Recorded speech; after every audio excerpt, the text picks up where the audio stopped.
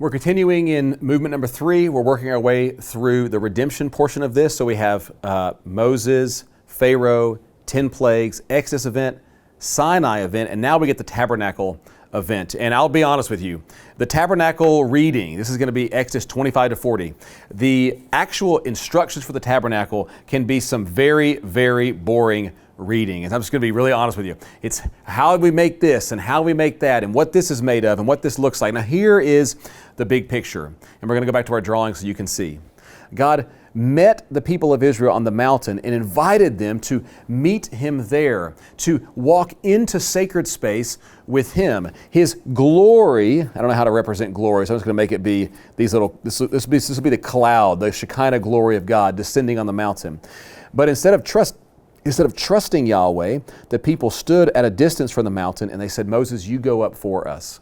And so now what God is going to do is He's going to say, I will be with you, but I will be with you in a movable space. We're going to leave the mountain, and that movable space where I dwell, so you know that I am with you, is going to be called the Tabernacle, or this tent of meeting. And so as they are going to have to leave the mountain, they're going to need to have the dwelling of God go with them, the presence of God go with them. Otherwise, they won't have any ability to walk with God. They need God to be with them. And that's this concept of the Shekinah glory, this cloud that keeps falling on to the people. Now, what they do, what they build, what God designs for them to build is this meeting space. It's a tabernacle or a movable temple.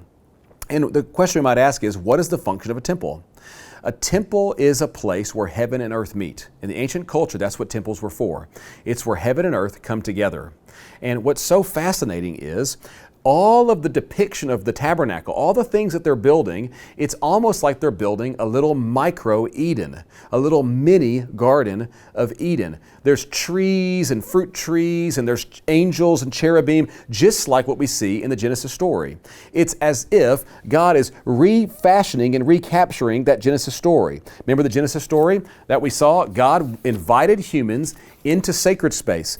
And He invited them into a garden space, and He said, I want you to be that blessing and take that blessing out into the world. And now God is doing that very same thing with the people of Israel. He's inviting them to enjoy His presence, that they might be a kingdom of priests and then take that blessing out. That's the concept of the tabernacle. You can see right here on page 56, number 1, tabernacle arrangement. This is what God says. Let them make a sanctuary. Here's why. Underline it. That I may dwell in their midst. And you can see just a little picture of what that tabernacle looked like.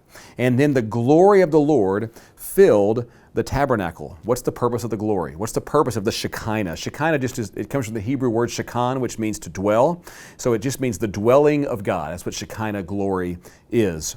Why? What is the glory about? The glory is God's way of saying, my presence is with you. So you trust me, you follow me, you get near to me, and I will show you that I'm with you by descending in glory. So you can see, here I am in your midst. And so the tabernacle is God inviting Israel to enjoy the very thing He's been after all along, walking with God, in fellowship with God, and then bringing that blessing out to the nations around. So we have the Exodus event, the Sinai event, and the Tabernacle event. The Sinai and Tabernacle event, all those two things are it's a very slow part of the narrative. They all take place at Mount Sinai, and next we're going to see them leaving Sinai. So we're going to dive into the wanderings portion of the movement.